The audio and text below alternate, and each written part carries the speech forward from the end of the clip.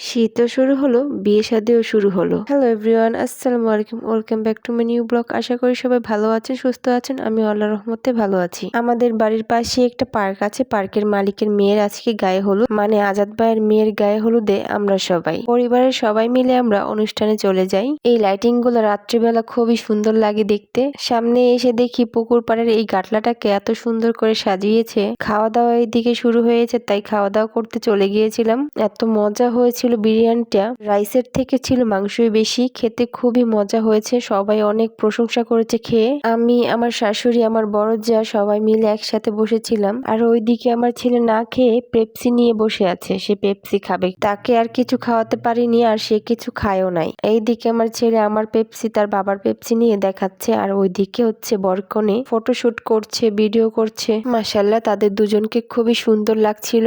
গাটলার পাড়ে এসেও তারা খুব সুন্দর ভিডিও করছিল, ভালোই লাগছে তাদের দুজনকে। আর এইদিকে তো আমার ছেলে দোলনায় বসে খুবই খুশি। কিছু ছবি তোলার জন্য দোলনায় বসিয়েছিলাম, কিন্তু তার তো কোনো ছবি তুলতেই পারিনি, বরং ভিডিও করে নিয়েছিলাম। মাশাআল্লাহ, আমার ময়না পাখিটা। এইদিকে বরকনের সব কাজিনরা মিলে ফটোশুট করছিল। সন্ধেবেলার খাবারের আইটেমে ছিল ফুচকা, চটপটি, কফি, আরো ছিল জিলাপি। ব্যাপারটা জমে গেছে না একদম। তারপরে এখানে হবে বরকনের এন্ট্রি পারফরমেন্স। সবাই বসে আছে বরকনে কখন এন্ট্রি নিবে আর তারা দেখবে। আর এইদিকে বরকনের কাজিনরাও রেডি হয়ে গেছে পারফরমেন্স দেওয়ার জন্য, সাথে ছিল বরকনেও। ব্যাপারটা কি সুন্দর না? আসলে মানুষের ভালোবাসা দেখতেও অনেক ভালো লাগে। এখন তারা স্টেজে এন্ট্রি নিবে। সবাই খুব সুন্দর পারফরমেন্স দিয়েছে। তারা সব কাজিনরা একই রকম ড্রেস পরেছিল, সবাইকে খুব সুন্দর লাগছিল। হলুদ সেরেমনিতে মানে নাচ, গান, হই হুল্লোড়, আনন্দ ফুর্তি, সবচেয়ে মজার একটা দিন। এই দিনটাই সবচেয়ে মজা করা হয়, আনন্দ করা হয়। মানে নাচ গান না হলে কি হলুদ হলুদ মনে হয়? যাই হোক, বরকনে স্টেজে উঠেই গেল।